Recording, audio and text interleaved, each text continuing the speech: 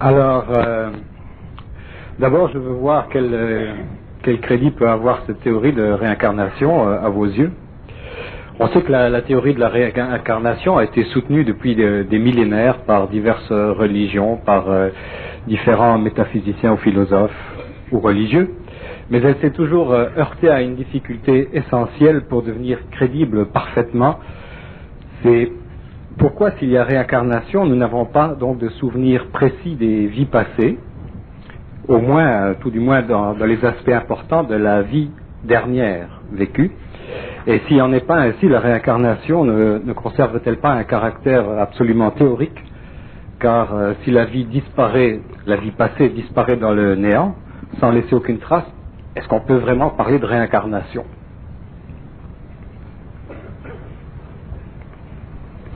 Bon, la raison pour laquelle l'homme n'a pas la mémoire de ses expériences passées, elle est très simple. Si nous parlons de conscience, si nous parlons de mentalité, si nous parlons de l'invisible qui sous-tend le matériel, nous parlons d'énergie. Et si nous parlons de mémoire, nous parlons de quantification d'énergie. Autrement dit, il y a une relation étroite entre le processus de quantification de l'énergie et sa validité à l'infini. L'homme ne peut pas vivre trop d'impressions. Il y a une limitation sur le plan matériel. Autrement dit, pour que la conscience humaine ou pour que le centre de la conscience mentale qui se situe au niveau du corps éthérique puisse absorber une grande quantité d'informations, le mémoriel, il faut que l'homme sorte de son corps. Et l'homme, aujourd'hui, à la fin du XXe siècle, n'est pas arrivé à un point d'évolution mentale suffisamment développé pour pouvoir sortir de son corps à volonté et puiser dans cette mémoire qui est très vaste. Donc, si l'homme n'a pas mémoire de ses vies antérieures, c'est une protection. C'est une protection psychologique, c'est une protection psychique. Il y a aussi le fait que je vais vous donner simplement une petite mesure pour comprendre ça. Prenons l'homme aujourd'hui qui passe de l'involution à l'évolution. Prenons l'homme qui commence à prendre conscience que ce n'est pas lui qui pense. À partir du moment où l'homme reçoit de l'information réelle, et quand je dis de l'information réelle, je veux dire de l'information qui éventuellement, dans le temps, devient est fondée sur son expérience à lui, et non pas sur une expression philosophique qui vient du monde.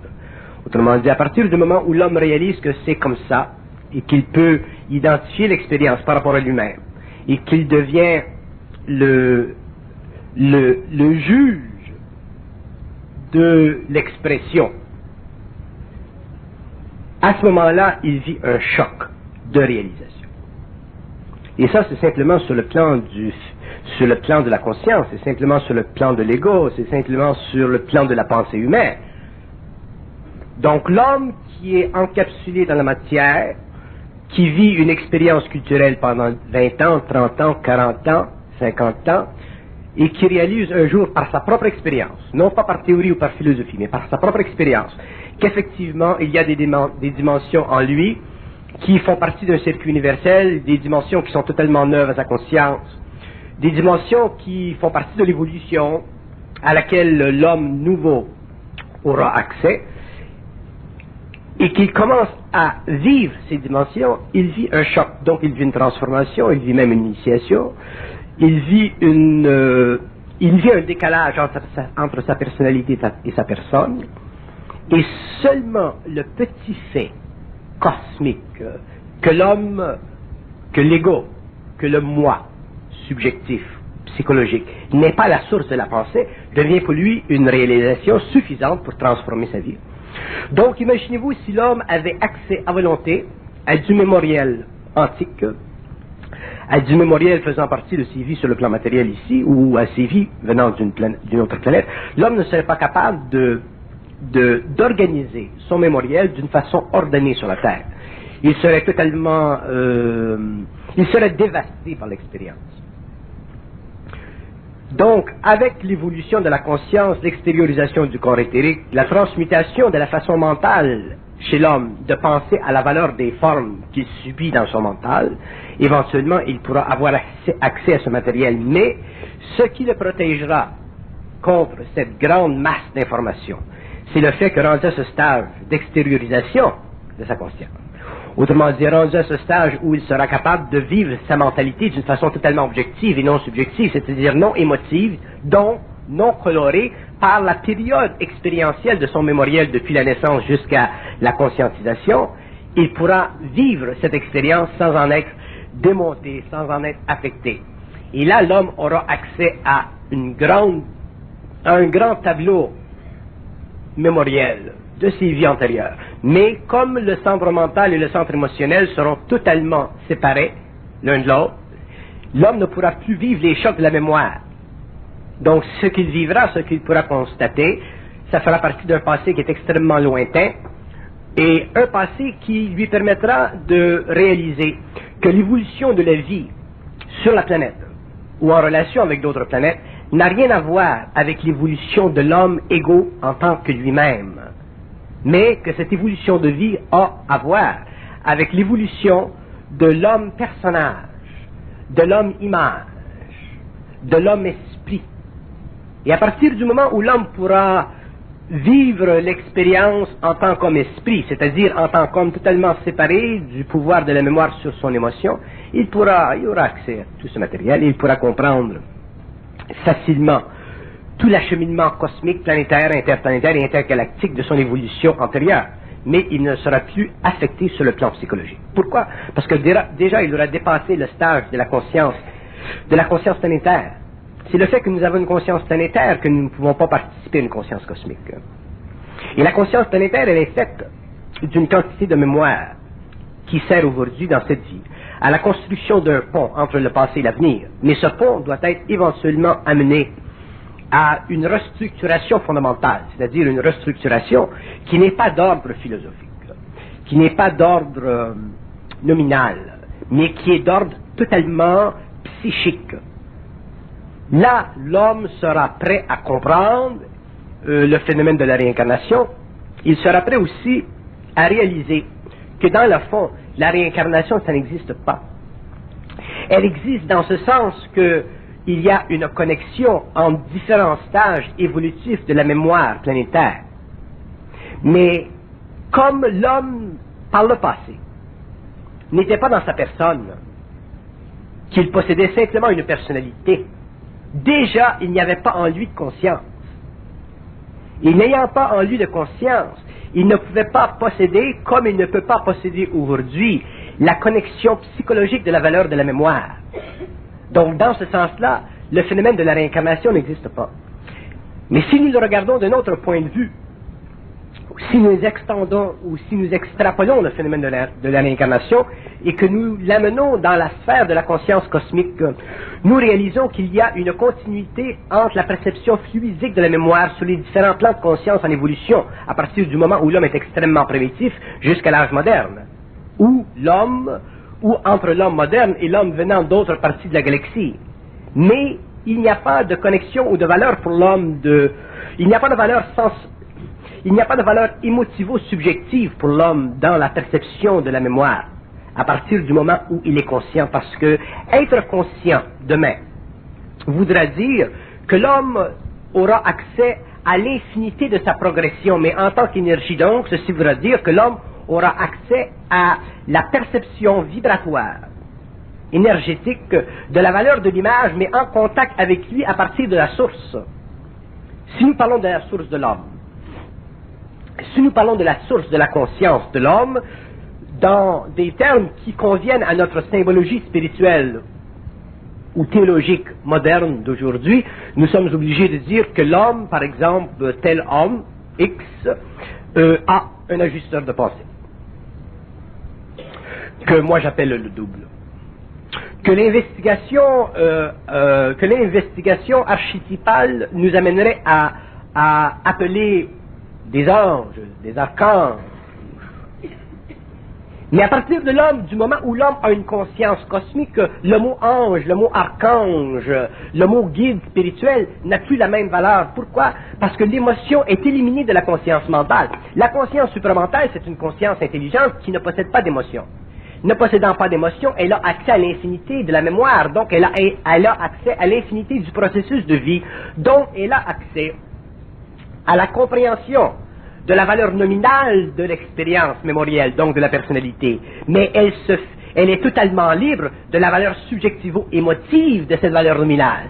Donc, c'est comme si nous disions, admettons par exemple qu'une personne vive la mort clinique. Une personne qui vit la mort clinique, lorsqu'elle sort de son corps, qu'elle est entre deux mondes, entre l'astral et le plan matériel, elle est très bien. Pourquoi est-ce qu'elle est très bien? Parce qu'elle est en suspension. Pourquoi elle est en suspension? Parce qu'elle vit une mémoire qui est disconnectée de son émotif. À partir du moment où elle vit une mémoire qui est disconnectée de l'émotif, elle ne vit plus sa personnalité comme elle le vivait sur le plan matériel. Elle vit sa personnalité en fonction d'un processus de vie qui est électrifié par l'origine de sa conscience, donc par le double, mais qui est rendu conscient sur un plan astral ou sur un plan qui va vers l'astral en fonction de sa capacité de connecter encore un peu avec de l'émotion, mais non pas avec autant d'émotion qu'elle avait quand elle était dans le corps matériel. Pourquoi? Parce que le corps astral, qui est la source de l'émotion chez l'homme, c'est un corps qui vibre à son maximum dans la mesure où il est capable de connecter avec la mémoire des cellules. Si le corps astral n'est pas capable de connecter avec la mémoire des cellules, s'il est complètement coupé du corps matériel, à ce moment-là, il va vivre une mémoire résiduelle. Et cette mémoire résiduelle, c'est celle qui va permettre à l'entité qui vient de sortir du corps matériel de se situer psychiquement sur les plans. Mais une fois que l'entité est située psychiquement sur les plans, il va venir un point où elle n'aura plus tendance à revenir vers le matériel. C'est pourquoi c'est difficile pour les gens qui meurent de revenir en tant que poltergeist sur le plan matériel. Il faut qu'ils soient réellement pris entre l'astral et le plan matériel pour se matérialiser dans la maison de ceux qu'ils ont aimés. Donc les lois cosmiques sont faites en sorte que, à partir du moment où une âme a fini l'expérience sur le plan matériel, elle perd de la mémoire. Elle en garde un peu pour se situer sur les plans astraux, mais une fois qu'elle est située sur le plan astral, elle n'est plus intéressée à revenir ici. Et automatiquement, elle vit une seconde vie. Donc, dans la mort, l'homme vit une seconde vie qui ne fait pas partie des conditions matérielles, naturellement, mais qui fait partie des conditions cosmiques. Et l'homme, à ce moment-là, où l'entité perd toute affection, donc toute émotion pour le plan matériel. C'est à ce moment-là que je dis que les entités ou les morts sont assujettis à des lois cosmiques qui ont pour but et pour fonction de perpétuer sur le plan matériel le mythe de la conscience. En créant quoi? En créant dans la conscience humaine, par le truchement de la télépathie, par le truchement de l'inspiration, par le truchement d'une pensée que l'homme ne peut pas réaliser réellement, parce qu'il est subjectif, en créant dans cette conscience humaine un état mental inférieur à ce que l'état mental de l'homme devrait être. Ça, c'est l'involution. C'est pour ça que je dis toujours que les morts sont des vampires. Ils utilisent la conscience de l'homme parce qu'étant sur des plans subtils, ils sont capables de communiquer, de connecter avec l'homme à différents niveaux selon sa sensibilité. Mais ils sont des vampires parce qu'ils ne répondent pas aux lois de la lumière, ils répondent aux lois arimaniennes. Et comme ils répondent aux lois arimaniennes, et ceci fait partie du mensonge cosmique, ceci fait partie de la structure de l'involution, la structure qui permet à l'homme finalement de descendre dans la matière, ces entités ne peuvent pas donner à l'homme le savoir, mais elles sont capables d'influencer l'homme dans son mouvement à travers sa conscience astralisée. Donc, le phénomène de réincarnation, si nous le regardons d'un point de vue qui n'est pas relié à la connexion entre l'homme et l'entité, ou entre l'homme et le monde de la mort, mais entre l'homme et le double, à ce moment-là, le phénomène de réincarnation n'a plus la même valeur, parce qu'il ne sert plus à donner à l'homme le besoin de vivre une permanence par en arrière de son immortalité. Mais il donne à l'homme la capacité de vivre une permanence ou une continuité de sa conscience vers l'avant, qui mène vers l'immortalité. L'homme a tout. L'homme, en s'intéressant à la réincarnation, il astralise sa conscience. Parce que, à partir du moment où il s'intéresse à la réincarnation, il s'intéresse à un phénomène de régression dans le temps, face à l'accumulation de ces expériences qui déjà étaient astrales. C'est comme si les entités ou le plan astral va faire en sorte que l'homme ait accès à de la mémoire ancienne pour le garder dans un présent qui n'est pas réel.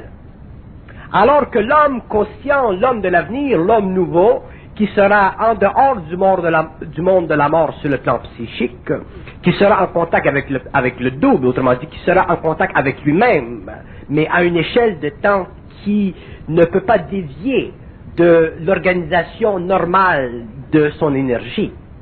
Cet homme ne sera plus intéressé à la réincarnation. Il sera simplement intéressé à vivre la fusion avec cette énergie pour pouvoir finalement entrer dans un autre corridor de temps et développer au cours de son évolution consciente, sur le plan matériel, sur le plan éthérique, un lien de plus en plus étroit avec cette énergie pour qu'il puisse un jour finalement bénéficier de la totalité de sa vision passée et à venir, mais sans en subir les contre-chocs sur le plan de l'expérience émotive. Donc pour moi, la réincarnation, c'est comme si vous me demandiez qu'est-ce que j'ai été dans le temps, je m'en foute, parce que ce que j'étais dans le temps fait partie du passé. Ce qui m'intéresse, c'est ce que je fais maintenant, et ce que je ferai dans 100 ans, dans 200 ans, dans 1000 ans, c'est dans l'avenir. C'est l'avenir qui m'intéresse, c'est pas le passé. Et si nous considérons la réincarnation, et il y a trop de gens qui s'intéressent à la réincarnation, si nous prenons par exemple l'oriental, les orientaux sont très intéressés par la réincarnation, ils ont fondé leur pensée sur ce phénomène. Il y a eu même des excès. Et la réincarnation les a gardés où? Elle les a gardés dans l'illusion, le mysticisme du salut des ancêtres. Un état statique. Mais oui, un état statique. Et ceci n'est pas bon parce que ça a maintenu le cordon ombilical entre le monde de la matière et le monde de la mort. Et le cordon ombilical entre le monde de la matière et le monde de la mort, autrement dit la connexion astrale entre l'homme et la mort, un jour, il doit être rompu. Mais il ne sera pas rompu par des sciences ésotériques ou occultes qui cultivent encore le passé de l'évolution. Même si ce passé, du point de vue de l'homme moderne, qui a une philosophie plutôt matérialiste, même si ce passé conjure dans la conscience humaine moderne un intérêt, parce que l'homme n'est pas suffisamment dans sa conscience, on devra réaliser un jour les mécanismes de la réincarnation et leurs effets sur notre conscience humaine. Et nous devrons réaliser jusqu'à quel point notre intérêt de recherche personnelle, de recherche spirituelle, face à la réincarnation, c'est un intérêt qui est retardataire. C'est un intérêt qui est retardataire parce qu'il soulève dans notre conscience un émotif. D'ailleurs, je donne souvent l'exemple. On dit, il y a 1000 personnes qui ont vécu cette expérience. Ils vont voir une voyante et ils vont demander à la voyante, mais qu'est-ce que j'étais moi dans ma vie antérieure? Et la voyante, qui se fait astraliser, comme lui se fera astraliser à cause d'elle, il va se dire, ben vous étiez Napoléon, ou vous étiez César. La voyante ne dit jamais, vous étiez un petit trou de cul en Afrique. Vous voyez? Donc il y a combien de personnes qui ont été des Napoléons, des Catherine de Médicis, et ainsi de suite. Il y a certainement des personnes qui ont été des apôtres. Donc cette extravagance astrale, ce mensonge absolument ahurissant de l'astral, qui fait partie de la domination des forces ariméniennes sur la conscience humaine, un jour l'homme sera obligé de voir à travers et le faire sauter. Et l'homme ne pourra pas voir à travers les mensonges de l'astral tant qu'il entretiendra dans sa recherche philosophique ou dans sa recherche concernant sa propre évolution, l'évolution du monde, des paramètres d'investigation qui sont déjà entachés du mensonge cosmique. Donc un jour l'homme sera obligé de faire sauter le passé. Mais qu'est-ce que ça veut dire faire sauter le passé? Faire sauter le passé, ça veut dire travailler avec une énergie qui ne fait pas partie du passé. Ça veut dire, autrement dit, canaliser sur le plan matériel, par la parole, une énergie qui n'est pas colorée par l'émotion. Donc, ça veut dire utiliser ou travailler avec une énergie qui n'est pas connectée avec la mémoire. Mais pour l'ego qui n'est pas encore suffisamment avancé en conscience, ce n'est pas facile, parce que l'ego a besoin du mémoriel constamment pour valider ce qu'il exprime. L'ego est un mécanisme mental qui n'est pas capable de fonctionner dans un vide absolu. Il a besoin constamment de confirmation. S'il ne vit pas la confirmation par rapport à ses amis ou à certaines autorités, il doit vivre une confirmation par rapport à lui-même. Et tant que l'homme est obligé de vivre une confirmation par rapport à lui-même, il est obligé d'utiliser la mémoire pour raffermir ce qu'il pense savoir. Donc il est incapable de rentrer et d'ouvrir la porte du savoir, c'est-à-dire d'infinitiser l'énergie mentale de sa conscience, autrement dit, de faire un lien étroit avec son double qui est sa source, qui est lui-même sur un plan cosmique, et passer à travers le plan astral pour défoncer complètement les plafonds qui ont été établis pendant des milliers et des milliers d'années par des prêtrises, par des systèmes, par des religions, par des philosophies, des métaphysiques, de l'occultisme, de l'ésotérisme. C'est pour ça que nous ne sommes pas capables, aujourd'hui, de réellement comprendre et de réellement réaliser que l'homme, dans le fond, à partir du moment où il se libère de l'émotion dans le mental, il commence à développer une mémoire supramentale, c'est-à-dire une mémoire supérieure, c'est-à-dire une mémoire qui n'est pas, d'aucune façon, reliée au passé, donc qui n'est pas intéressée à la réincarnation. Une mémoire totale. Une mémoire totale, c'est quoi? Une mémoire totale, c'est une mémoire qui est capable de pénétrer la totalité de ce qui a été créé sur le plan du mémoriel. C'est ça, une mémoire totale. Une mémoire totale, ça ne peut pas être une mémoire partielle qui est simplement l'expression d'un mémoriel. Une mémoire totale, c'est l'affranchissement total de l'intelligence à partir du moment où l'homme est capable de pénétrer dans le mémoriel qui est astralisé pour se libérer des formes et finalement entrer dans une luminosité d'énergie qui le libère du passé et lui permet de comprendre le passé, mais de ne jamais être assujetti à ce passé d'une façon émotive. Donc, dans une mémoire totale, l'homme n'a aucune mémoire. Mais il devient totalement mémoire.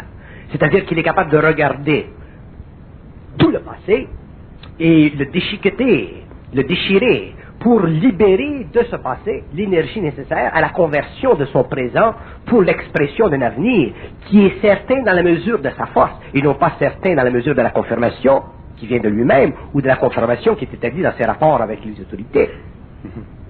Bon, il me semble que c'est clair, vous dites deux choses, mais je voudrais que ça soit sans ambiguïté, parce que j'ai toujours l'impression qu'il plane un certain doute là-dessus. Dans un certain sens, vous dites que la réincarnation n'existe pas pour le petit ego, la personnalité, le corps, l'organisme. Mais elle existe pour les particules qui sont porteuses de l'esprit dans l'homme, que l'on appelle soit l'âme, le grand moi en psychologie ou l'esprit, ça. Mais tout ceci, cette expérience-là de ces particules porteuses de l'esprit dans le corps de l'homme qui est en quelque sorte un simple véhicule, où se trouve le bénéfice de l'homme là-dedans, si ce n'est pas seulement du bénéfice de ces particules-là porteuses de l'esprit? L'homme n'est qu'un véhicule, il n'est qu'une école là-dedans, une école de développement du psychisme qui se fait au bénéfice de cette âme ou de cet esprit qui est en lui. Bon, mais ça, oui, mais ça c'est l'homme de l'involution. Vous parlez de l'homme. Bon, vous mentionnez le terme homme. Pour moi, l'homme n'existe pas sur la terre. L'homme n'est pas sur la terre. Ce que nous avons sur la terre, ce sont des êtres qui ont une conscience anémique, encapsulée dans une matière, des êtres dont la conscience anémique est supportée par un système émotif et mental qui est basé sur, qui est basé sur l'affection pour un mémoriel mental ou d'ordre émotif. Et la conscience humaine, si nous parlons il y a beaucoup de personnes dans la salle, si nous regardons ces personnes dans la salle, si ces personnes mesurent la perception qu'ils ont d'eux-mêmes, ils vont avoir une perception d'eux-mêmes qui est totalement reliée à un je. Donc, ils vont avoir une perception d'eux-mêmes qui est reliée à une perception de leur personnalité. Les hommes ou les femmes dans la salle sont des expressions de ce que nous appelons de la personnalité. Et le phénomène de la personnalité ne fait pas partie de l'homme. Il fait partie de la relation entre l'âme, autrement dit le mémoriel, et tout l'appareil psychique qu'on appelle l'humain. Si nous enlevions aux gens dans la salle la faculté de réfléchir, autrement dit, si nous enlevions aux gens dans la salle la faculté de bénéficier d'un moi subjectif, où en seraient-ils? Ils seraient probablement tous à Longville, instantanément.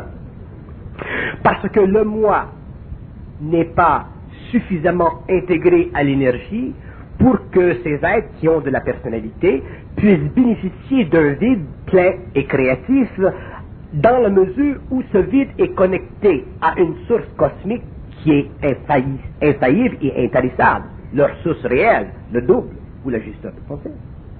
Donc, lorsque nous parlons de l'homme qui s'intéresse à la réincarnation, lorsque nous parlons de l'intérêt que l'homme a pour la réincarnation, lorsque nous parlons du fait que l'homme est, comme vous dites, l'expression d'une mémoire astrale qui s'imbibe de perceptions qui lui sont ramenées dans son expérience matérielle, nous ne parlons pas de l'homme, nous parlons de l'humain rendu conscient par la phénoménologie de la pensée subjectivée, attitrée à un jeu pour le bénéfice de la formation de l'ego. Mais ça fait partie de l'évolution. Ça fait partie des lois psychologiques de l'évolution, ça fait partie de l'illusion karmique de l'homme, ça fait partie de l'illusion karmique et cosmique de l'homme planétaire. Ça ne fait pas partie de la réalité de l'homme nouveau. Qu'est-ce qui vous dit que demain, ce véhicule-là, où l'espèce humaine va être améliorée, il y aura un véhicule encore plus sophistiqué qui sera porteur de l'esprit, mais il ne reste pas moins que derrière ses yeux, qui sont des caméras, derrière ses oreilles, qui sont des prises de son, etc., il y a quelque chose qui regarde, qui écoute, qui prend les impressions, etc. Demain, dans un véhicule plus sophistiqué, ça je vous concède. Mais cette chose qui prend de l'impression, qui regarde, qui entend, cette chose, elle est toujours ranimée, elle est toujours ramenée à de la mémoire. Toujours. Autrement dit, l'homme vit constamment le phénomène de l'âme. Et c'est le fait qu'il vit constamment le phénomène de l'âme qu'il vit constamment le phénomène de la personnalité. Et ce phénomène, un jour, doit briser. Il brisera parce que ça fait partie de l'évolution. L'homme ne peut pas rester indéfiniment au même stage. L'homme ne peut pas rester indéfiniment sur le plan de la pensée subjective où le moi devient le situ illusoire de sa conscience humaine. L'homme, un jour, doit posséder, développer, en arriver à convertir ce niveau d'énergie à une fréquence supérieure pour pouvoir bénéficier d'un moi qui n'est plus relié à la mémoire ancestrale, mais un moi qui fait partie du lien entre lui, dans sa totalité psychomatérielle, avec lui en tant que point d'origine dans le temps, son double, son ajusteur de pensée. À partir du moment où il sait qu'il est lui-même ce double. À partir du moment où il sait qu'il est lui-même ce double, mais l'homme va découvrir qu'il est lui-même ce double quand il va cesser de croire qu'il est lui-même un moi réel. Si l'homme continue à croire qu'il est un moi réel, autrement dit, s'il continue à vivre dans la proximité psychologique de sa personnalité, il ne pourra jamais percevoir qu'il est lui-même le double. Parce que pour percevoir que nous sommes soi-même le double, il nous faut totalement changer la nature de la partie psychologique de l'ego, qui est la nature de la façon de penser de l'homme, de l'évolution.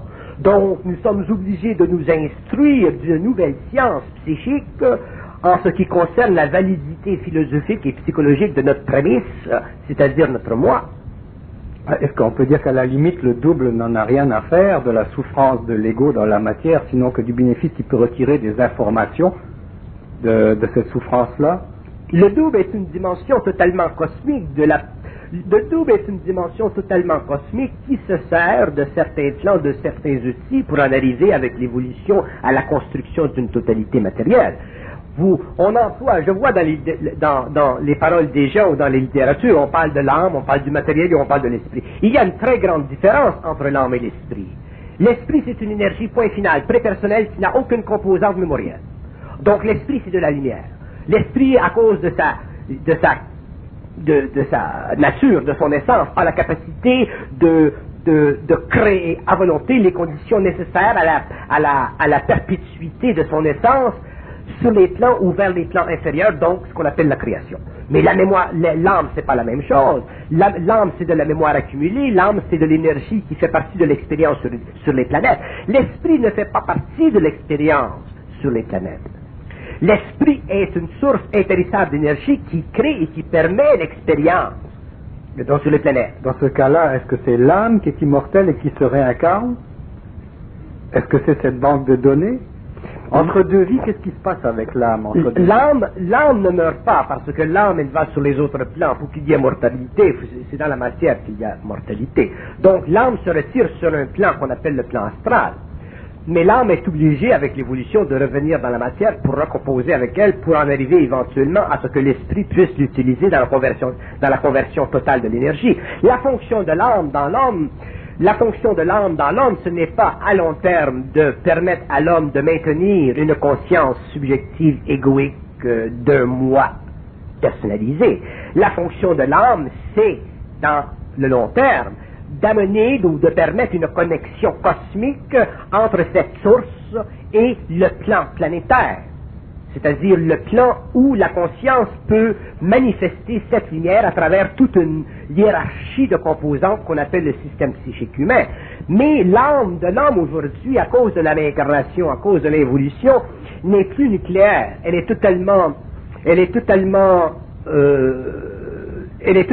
piégée dans une mémoire. Et c'est la mémoire que moi je peux appeler le périsprit qui a la fonction de donner à l'homme la solution psychologique de son moi. Mais si l'homme était enlevé instantanément tout son périsprit, autrement dit tout son matériel didactique, expérientiel, évolutif, et qu'il vivrait simplement l'âme d'une façon nucléaire, dans sa nucléarité dorée qu'elle est, à ce moment-là, le contact avec l'énergie et l'âme serait instantané. Là, nous aurons la fusion. C'est ça la fusion. C'est la connexion entre l'énergie de la source avec l'âme qui crée l'immortel de demain. Mais tant que c'est ce nuage autour de l'âme, donc le mémoriel involutif, n'est pas éliminé par la transgression des lois du passé, l'homme ne peut pas vivre la fusion, donc il ne peut pas avoir accès à une dimension psychique de son moi qui est révélateur de la cosmicité de sa personne. Il est obligé de vivre la dimension psychologique de son moi qui est simplement l'instigateur planétaire de sa personne, donc où le moi devient pour lui une expression extrêmement tangible, extrêmement difficile d'une vie sur une planète qui est morontiellement, autrement dit cosmiquement, totalement impuissante. Ce que j'essaie de faire comprendre à l'homme, c'est que là où nous en sommes aujourd'hui, c'est la finalité et le début de notre réalité. Là où nous en sommes aujourd'hui, c'est la finalité de notre réalité, dans ce sens que nous avons développé une conscience égoïque, une personnalité qui a permis à l'évolution de l'esprit à travers l'âme de composer un véhicule. Mais demain, nous devrons passer à un âge où la conscience de l'homme régnera de façon totale sur le mémoriel qui a servi à la conversion du passé, dans une actualisation présente qui permettra à l'homme d'ouvrir un nouveau corridor de temps et d'immortaliser sa matière. Je ne veux pas dire immortaliser sa matière dans le sens qu'il va demeurer sur le plan matériel indéfiniment. Un homme conscient ne peut pas s'intéresser à vivre sur une planète indéfiniment parce que sa créativité est trop grande, la planète devient trop petite. Un jour, l'homme est obligé de transmuter sa matière et l'amener sur un plan vibratoire éthérique pour qu'il puisse continuer son évolution, son travail. Mais l'homme doit en arriver un jour à pouvoir immortaliser sa conscience, c'est-à-dire lui donner une permanence et lui donner aussi une capacité intégrale, c'est-à-dire une facilité mentale reliée à sa volonté créative de demeurer dans la matière ou d'en sortir à volonté, ce qui fait partie de la nature du réel. Ce qui me surprend dans la conscience humaine et ce que l'homme ne peut pas réaliser parce qu'il n'est pas suffisamment encore en fusion, c'est que l'homme a et possède en lui-même, de par la nature cosmique de son intelligence, la capacité à travers le mémoriel et l'expression de l'âme et l'affinité psychique qu'il a avec l'invisible, de percevoir de très grandes vérités, de très grandes réalités en ce qui concerne sa conscience. Mais ces paramètres sont tellement absolus, sont tellement grands, sont tellement réels qu'en tant que moi, il n'est pas capable de supporter les conséquences psychologiques et philosophiques de ces perceptions. Exemple, il n'y a pas une personne dans la salle qui peut me dire qu'elle n'a pas vécu quelque part dans le temps la petite perception interne très lointaine, colorée par l'astral, mais maintenue par sa lumière, que normalement l'homme devrait être immortel. Est-ce que j'ai d'accord? Est-ce que je suis d'accord? Est-ce que je suis d'accord? Il n'y a pas. Ça fait partie de la réalité de l'homme.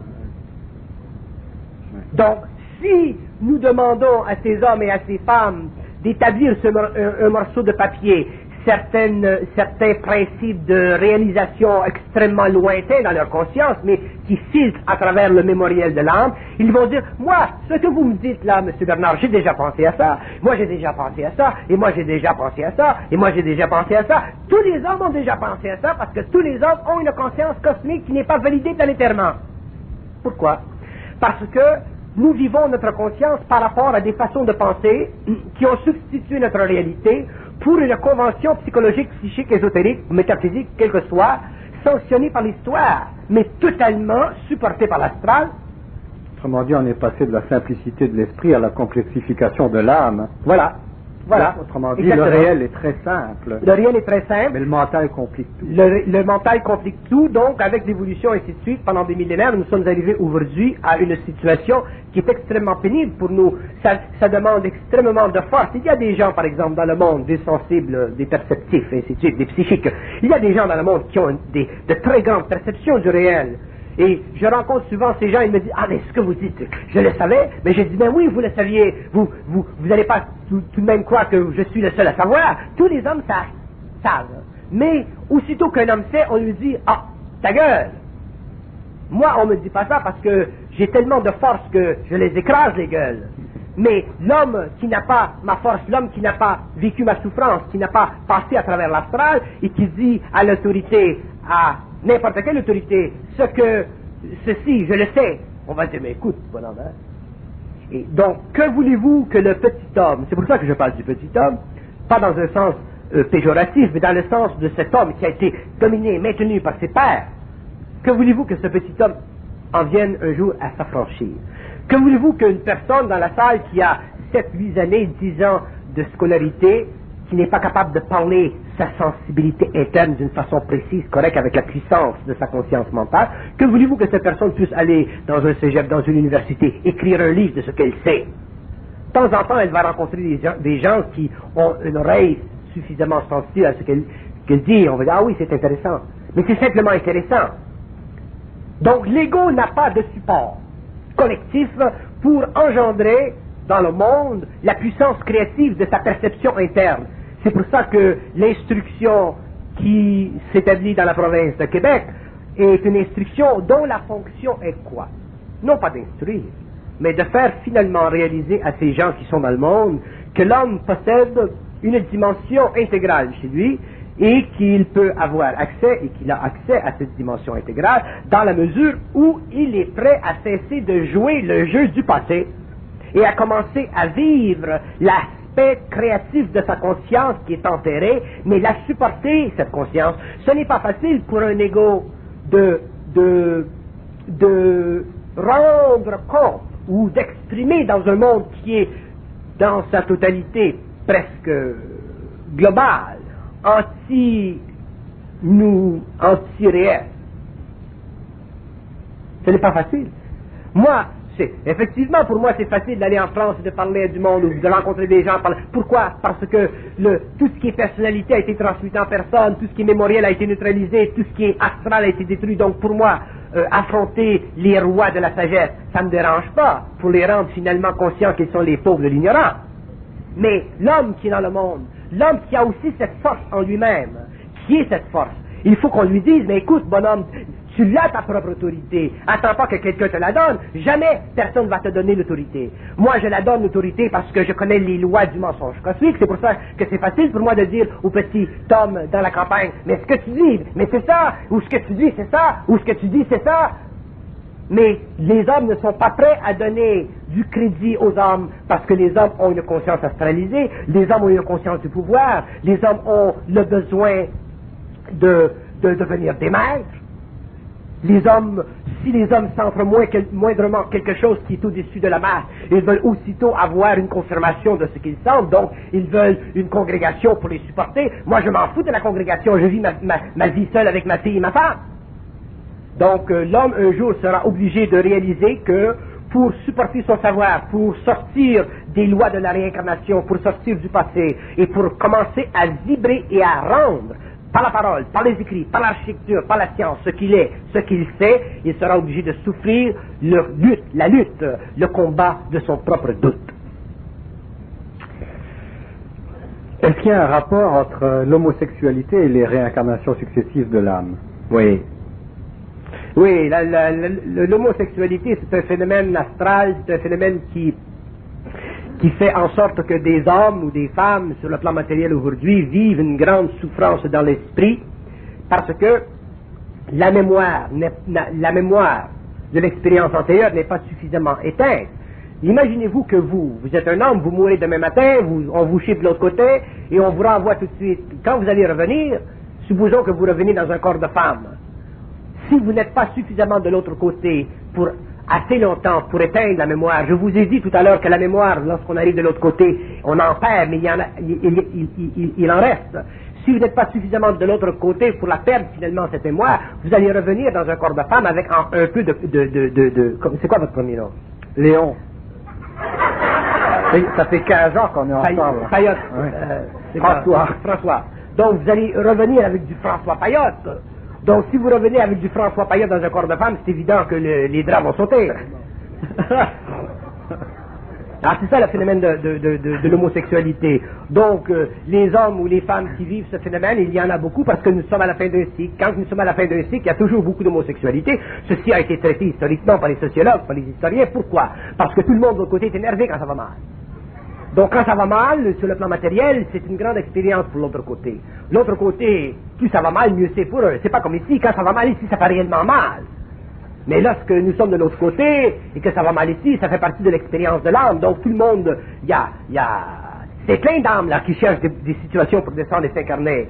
Donc nous avons des problèmes de population, des problèmes de toutes sortes de problèmes. Il y a réellement un problème de population qui est relié à cette phénoménologie. Pourquoi? Parce qu'ils ont besoin d'expérience.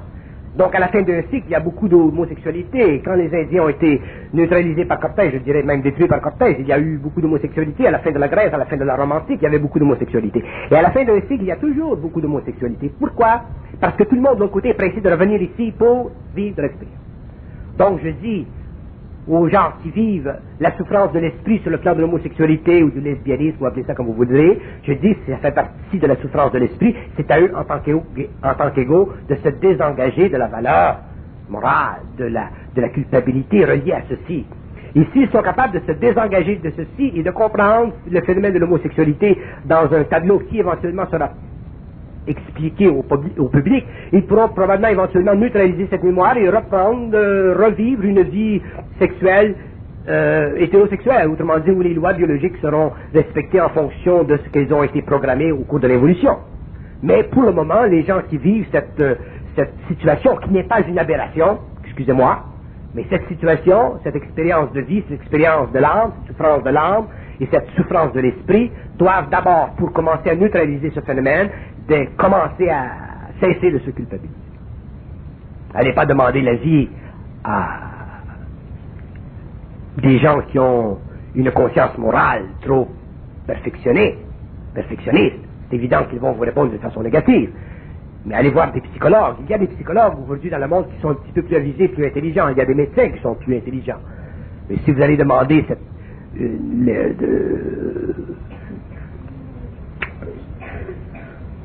on pourrait dire tout simplement que la morale devient rigide lorsque le reste ne l'est plus.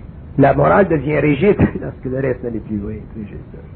C'est terrible ce que souffrent les gens dans cette expérience. Terrible. Comment se fait-il que, si on est d'accord que l'esprit crée tout par définition, comment se fait-il que toute la création est polarisée? Toute la création est polarisée parce que la polarité est nécessaire à la construction de tout système de vie, autant matériel que psychique. S'il n'y avait pas de polarité, il n'y aurait pas de lutte. S'il n'y avait pas de lutte, il n'y aurait pas de progression. Vous ne pouvez pas créer de progression dans un vide. Il ne se passe rien dans un vacuum. Donc vous avez besoin de la lutte. Dans la lutte, il y a constamment réajustement.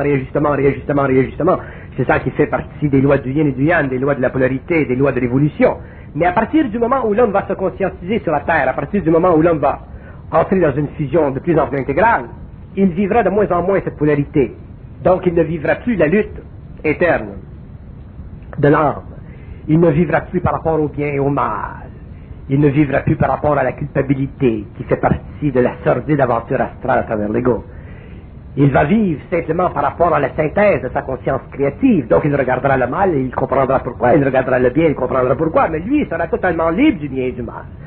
Si vous êtes spirituel aujourd'hui ou si vous avez une conscience sociologique extrêmement sensible à ce qui se passe dans le monde et que vous regardez ce qui se passe en Afrique, en Éthiopie, mais vous allez souffrir. Il y a combien de gens qui souffrent de ce qui se passe dans le monde? Mais l'homme doit comprendre que ce qui se passe dans le monde, ça fait partie du karma des nations. Si on ne comprend pas que ça fait partie du karma des nations, nous, en tant qu'hommes, nous devenons totalement assujettis à une expérience qui fait partie de l'inconscience planétaire. Mais ça ne fait pas justement partie de notre conscience d'atténuer cette souffrance. Ça fait partie de notre conscience dans la mesure où nous nous occupons de notre conscience.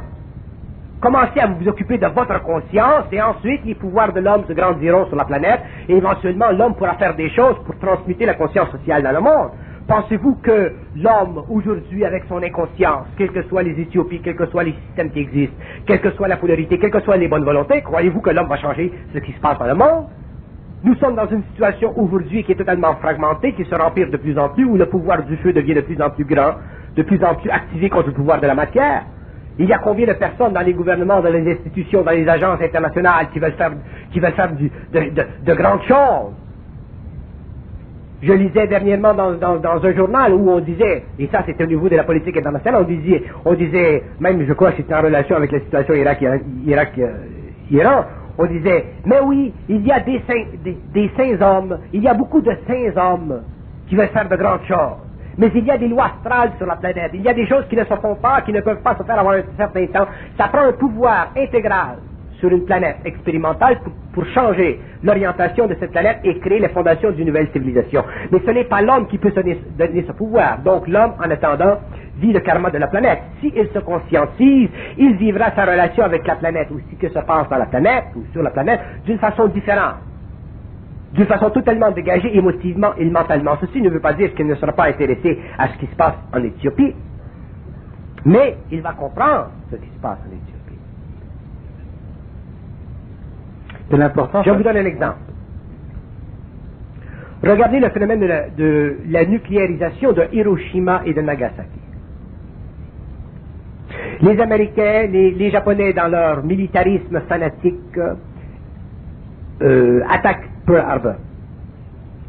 Ils attaquent le géant. Le géant ne va pas rester sur ses fesses. Et dans un même temps, les Américains sont en train de développer au Nouveau-Mexique la bombe atomique.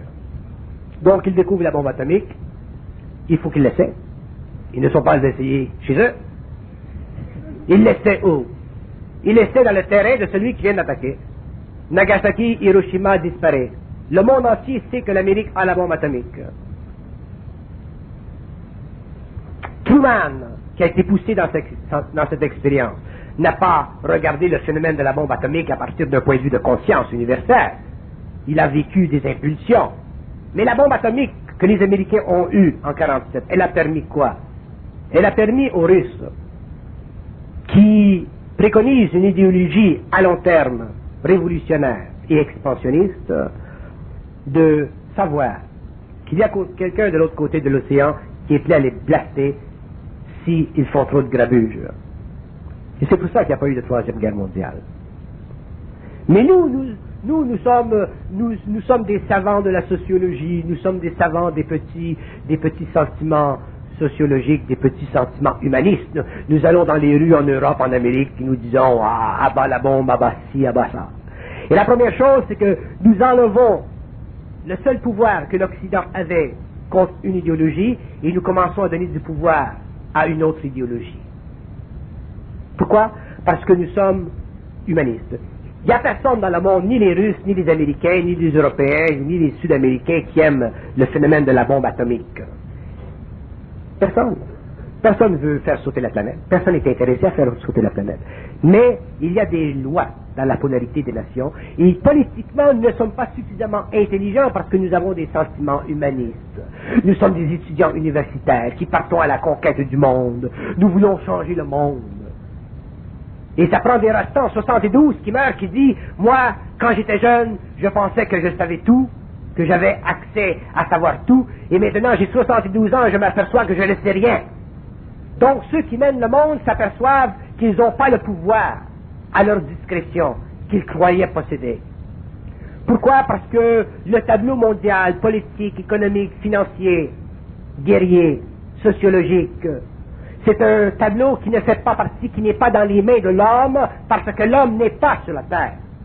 Nous avons sur la Terre une conscience expérimentale, nous avons un humain intelligent, qui est connecté par fusion inconsciente à une source d'énergie dont il ne connaît pas la provenance, la nature, l'essence, qui ne lui permet même pas de comprendre la fonction intégrale de la phénoménologie de sa pensée. Donc nous sommes des êtres totalement expérientiels et nous subissons l'astral. Nous subissons la mort, nous subissons le fanatisme, nous subissons des religions qui sont en train d'extrapoler dans certaines régions du globe et de créer avec le pétrole noir un nouvel outil de danger pour l'équilibre des nations. Et nous pensons constamment que nous sommes capables, nous les hommes, de changer quelque chose. Ça ne fonctionne pas comme ça. Dès que Clark arrive au pouvoir, Joe Clark arrive au pouvoir, il fait une petite bêtise totalement nominale. Il veut changer le siège de l'ambassade canadienne à Tel Aviv, il perd le gouvernement. Donc, il y a des choses que nous devrons et que nous comprendrons en ce qui concerne la nature de la vie sur la planète, à tous les niveaux, sciences, politique, économie, lorsque nous serions conscients. Et nous réaliserons que l'homme n'est pas celui qu'il pense, c'est-à-dire celui qui jouit d'un libre arbitre. Merci infiniment.